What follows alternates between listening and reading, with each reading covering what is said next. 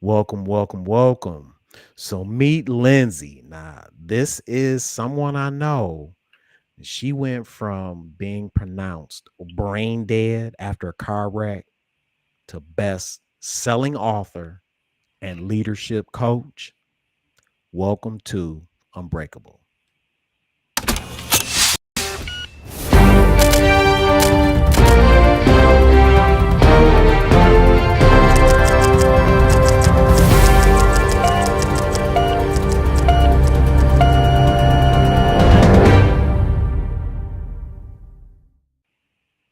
Good morning, and welcome to Unbreakable. Hey, look, y'all got a very Hello. special guest here. Miss Lindsey is in the house. Look, y'all, let me share something. This is a true icon of what it's like to be broken and come back and just shine like a shining star. I heard her story on a stage and I've never forgotten this person because a lot of times we think we go through trials. Well, not do we think we do. We actually go through trials and tribulations. And sometimes it knocks us down and we don't know how to get back up. And so Lindsey, thank you for coming on Unbreakable, and I want you to share a little bit about that story of the car wreck. Where were you coming from? I was Then coming. where did you wake up at? hmm Yeah, what happened? Yes. So I was coming from my mother's house. I actually surprised her. So we don't live in the same place. I drove home to my original hometown and I surprised her for Mother's Day weekend. And I had a whole events planned that Friday, Saturday, and then Sunday after church. Said our goodbyes, got me some food, and I hit the highway to head back home. That was my last memory before I woke up in complete darkness. And I had Oh, no clue where I was. mm. hmm So when did you see light? It was the next day. So if it's okay, I'm gonna just tell the whole Yeah. story. Is that all Tell the right? whole story. Go ahead, tell the whole story Because it because people leads need to me know. Yeah, go right ahead. into what I do today as a coach and speaker. So in May 2007, I literally was minding my business, as I said, just driving home, listening to music, had already ate my lunch and all of the things. But I found myself doing that. And then the next moment, waking up in complete darkness. I had no clue where I was. I couldn't see. I couldn't speak. The only thing that I noticed was the moonlight that was shining through a window that I knew wasn't mine. And I don't know about y'all, but I like to watch a lot of movies. And so in my head, the only logical explanation that I could come up with is obviously somebody kidnapped me because what's happening? Can't move, can't see. It's completely dark. And so I start panicking. And I'm like, oh my gosh, like, what am I going to do? Thinking somebody's about to just come in and do things to me. And eventually, I exhausted myself out to the point where I just passed out. And then the next time I woke up, it was daytime. And so I thought to myself, well, that had to have been a dream. It felt so real, and I hope I never experience that type of dream again, only to slowly realize I still didn't know where I was. I still couldn't see. I still couldn't speak. I still couldn't hear. The only thing Mm. that changed was now the sun was shining. But before I could panic again, I heard voices, and a lady walks up to me and she starts asking me questions. And I'm looking at this lady like she's crazy, and I'm thinking I'm answering her, but in reality, the only noises coming out of my mouth were because Mm. there was a tube going down my throat, keeping me alive.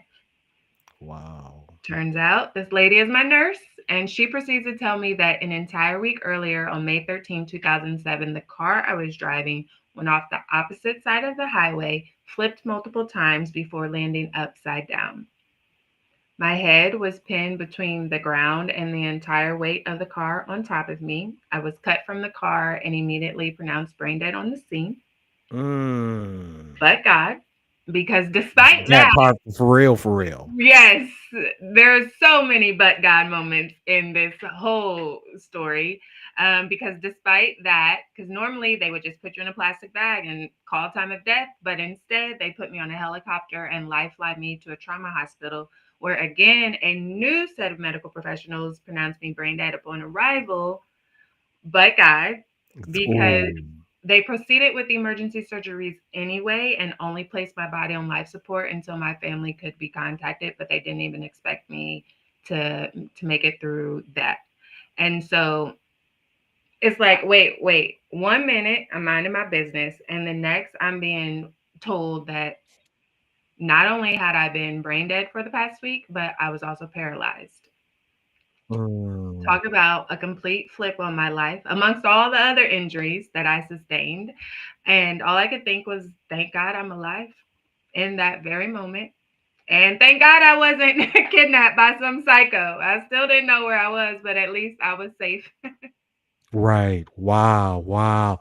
So what was your recovery like? It was grueling. So the physical recovery actually was a lot faster, hence why a lot of people were calling me Miracle and Miracle Woman and Walking Miracle and Miracle on the Highway. Literally, there were three newspaper articles, and the very first one was front page news, and the title, Miracle on the Highway. Woman believed dead is now alive in Indianapolis hospital. So that part was actually, I wouldn't say it was easy because it was far from easy, but I recovered a lot faster than everybody expected me to. Wow. And I can attest that to my mindset and the things that I was thinking and what I was going through during that time. But it's the emotional recovery that they don't warn you about. That took a lot longer than my Wow. physical recovery. So when you talk about your mindset, what type of mindset did you have? What sort of things did you focus on? What was your self-talk like going through that physical recovery phase?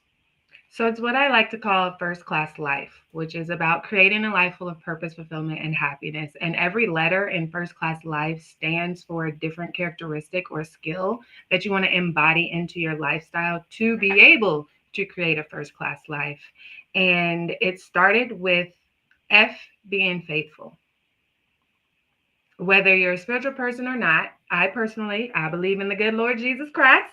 Right, right. And so when I was laying in that bed and I'm trying to comprehend everything that had happened, like I said, the first thing I thought was, thank God I'm alive.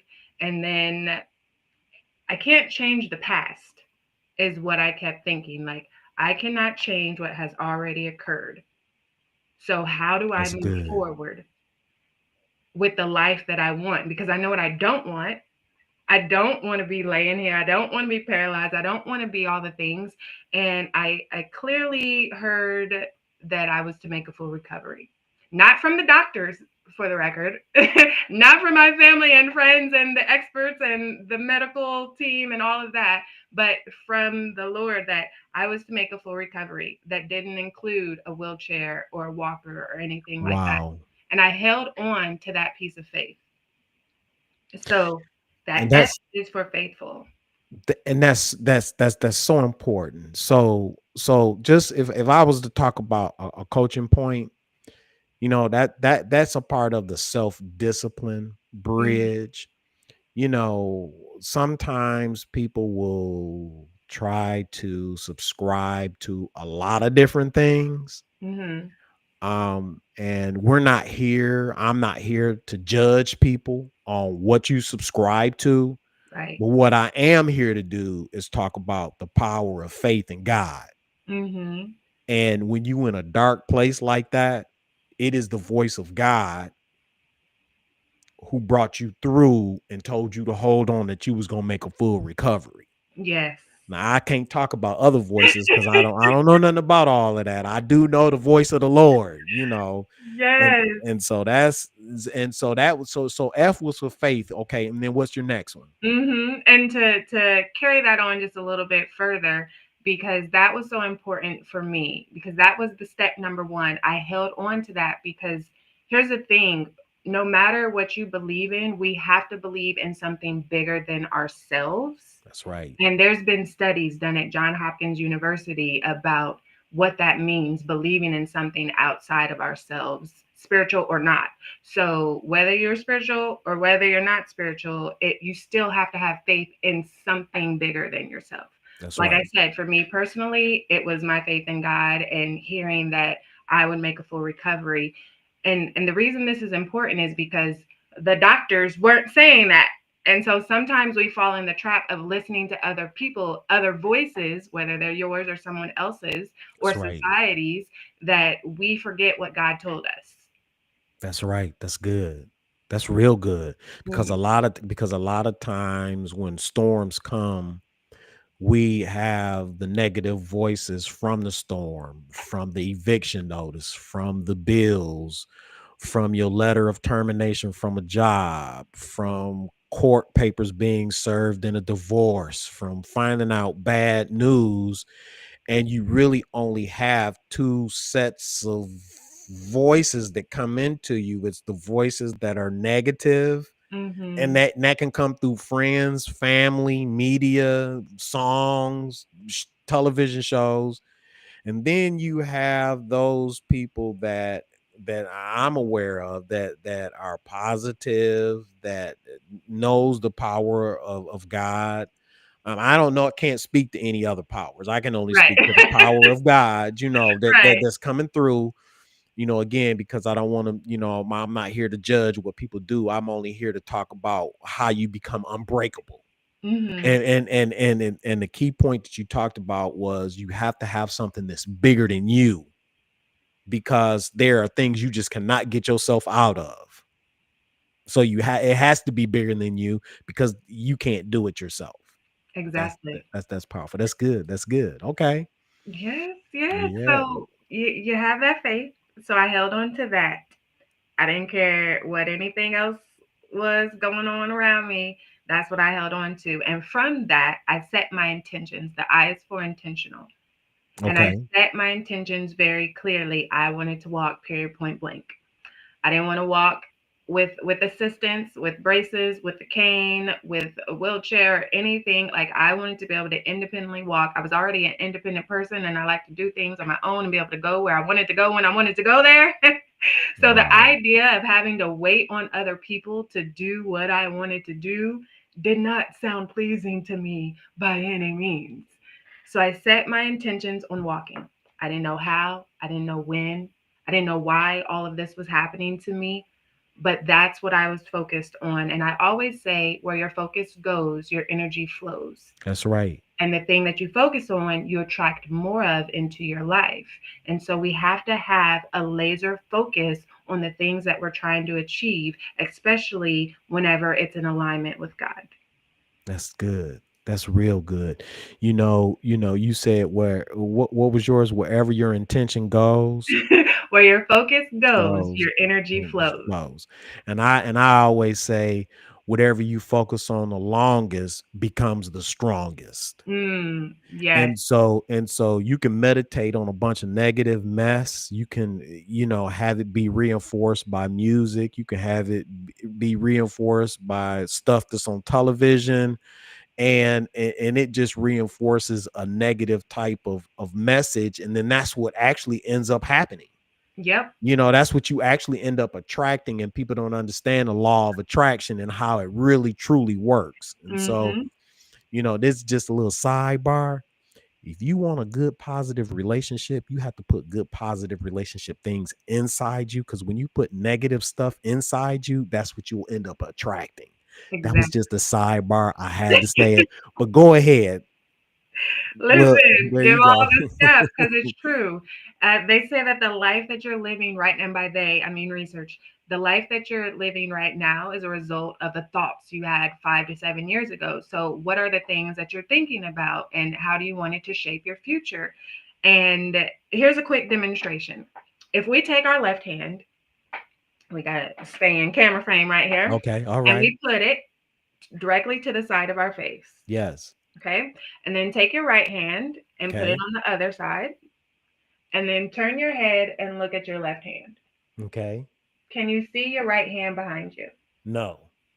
Because we can only focus on one thing at a time. That's how our brains work. If I say, think about a pink elephant and a yellow school bus, like you're going to think of one and then the other. That's how they work. Like if I say, think about a pink elephant on a yellow school bus, that's different.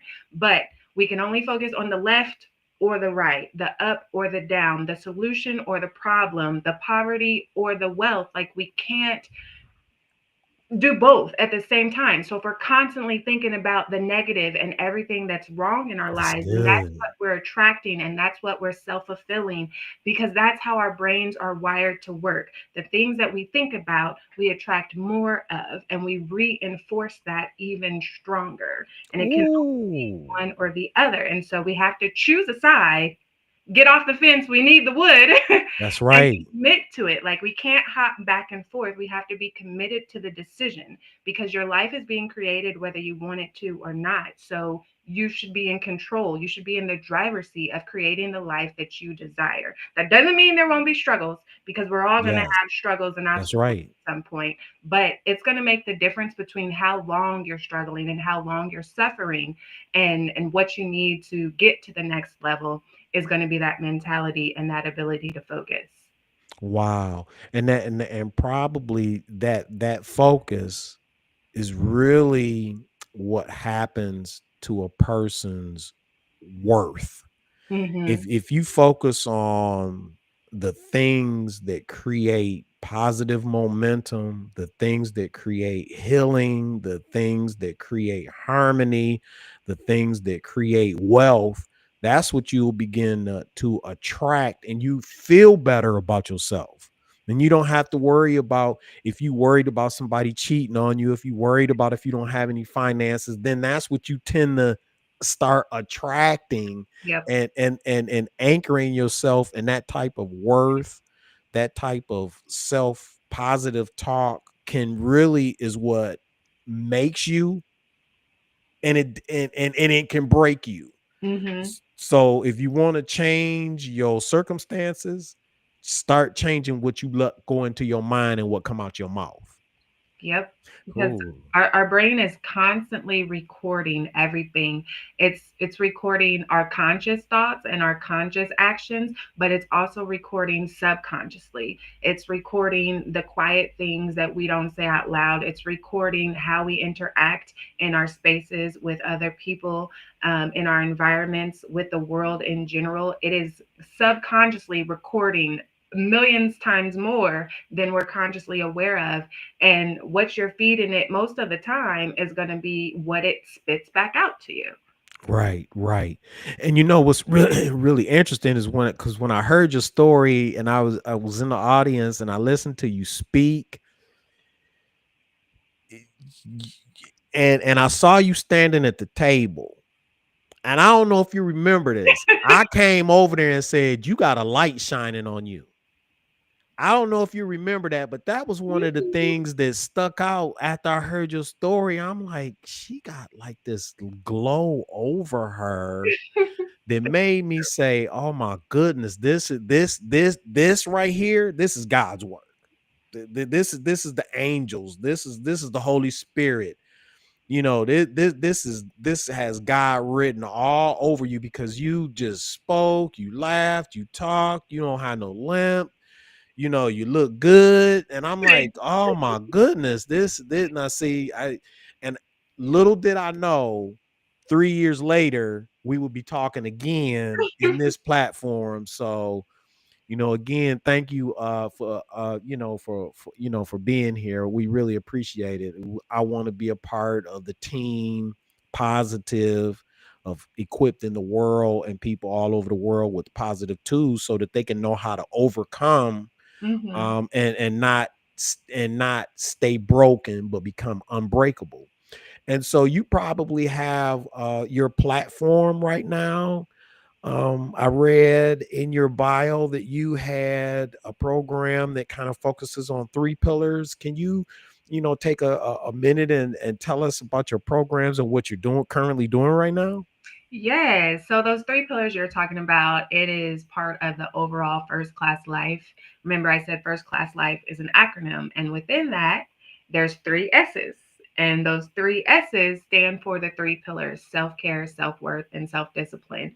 And those are their own foundational system all by themselves because they subconsciously impact everything we do in life, both personally and professionally. So once you figure out how you are impacted by your self care, your self worth, and self discipline, then you can start to course correct whenever those challenges comes up because our brain naturally defaults to fear of the unknown, fear of failure, fear of success, even Yep. fear of not being good enough. That's my main one. We all have some system that we subscribe to Yep. subconsciously, Yep. and so your brain naturally wants to protect you. Its only goal is to keep you alive. Unfortunately, it Right. does that with our limiting beliefs, that fear of failure, that fear of the unknown, and it drives our behavior. So when you realize and understand how it is impacting your self care, self worth, and self discipline, then you can start to take control over your life. And like I said, course correct a lot faster. So with those three pillars, I do coaching, I do speaking, like keynotes and conferences and things like that. And then I host self care retreats that are really about prioritizing yourself and understanding that you can experience success without sacrifice, learning from my mistakes. Right. Right. For real. That part That is you can truly show up and make the impact that you were destined and purposed to make because every single one of us is a leader in our own right. You might not have a specific title, but we all have our leadership areas that we're meant to thrive and strive in. And part of creating your first class life is being able to just accept that God given identity and that legacy that He wants and desires for us. Like, because we don't really want to be in poverty, right? Whether no. that's mentally, emotionally, financially, spiritually, any type of poverty.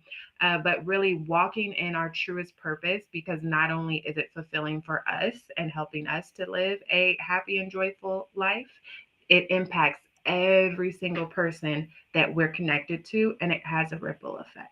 That's right. That's right.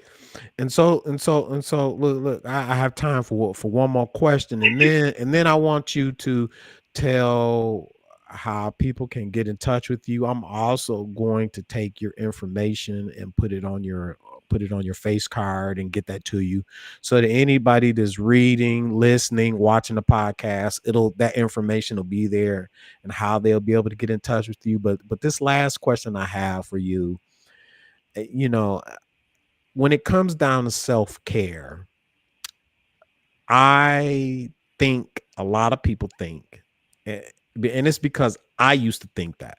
Mm-hmm. But so I just want to ask a different opinion from a coach of your stature and all of the things that you've been through.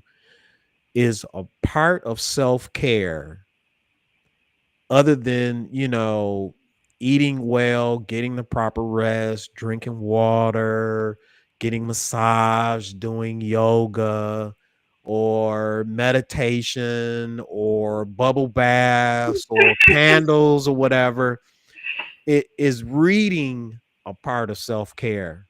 What's your thought on that?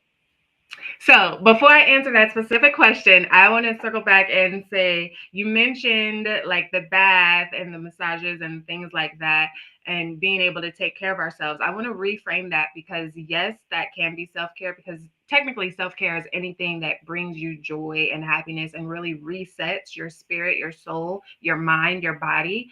However, I want us to reframe and think about those things as daily necessities.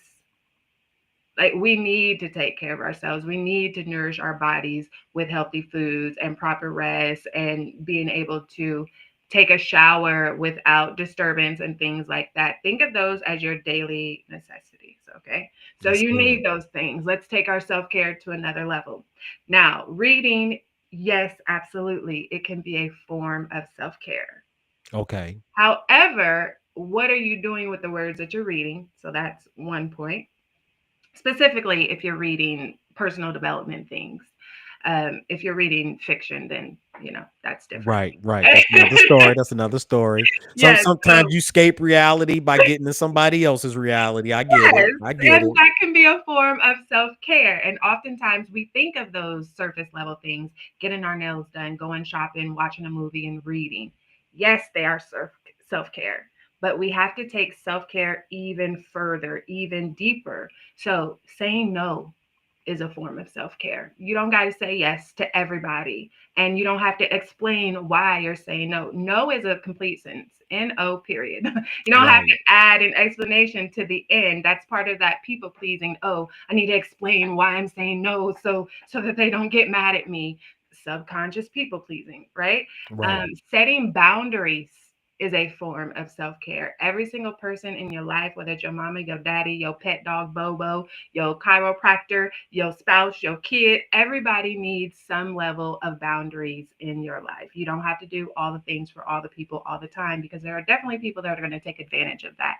And then healing our past traumas or negative experiences are forms of self care. And those are things that go deeper and really have that long lasting impact, so that you can show up brighter, so that you can show up and have maximum impact in the people that you're meant to serve.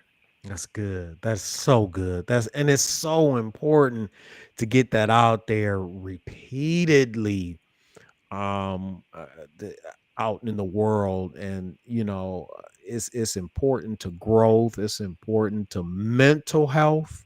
To Mm-hmm. me, that's what mental health and wellness is. Now we know there's another level of that, but if you're not in that special case, then a lot of times mental health and mental wellness really is about taking is about self-care. And you get into a mental state when you don't take care of yourself.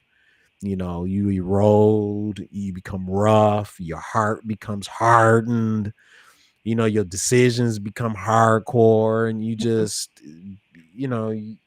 become mean. And mean is a form of poison. And so yeah, so how can people get in touch with you? Connectwithlindsey.com. Okay. ConnectWithLindsey. Connectwithlindsey.com.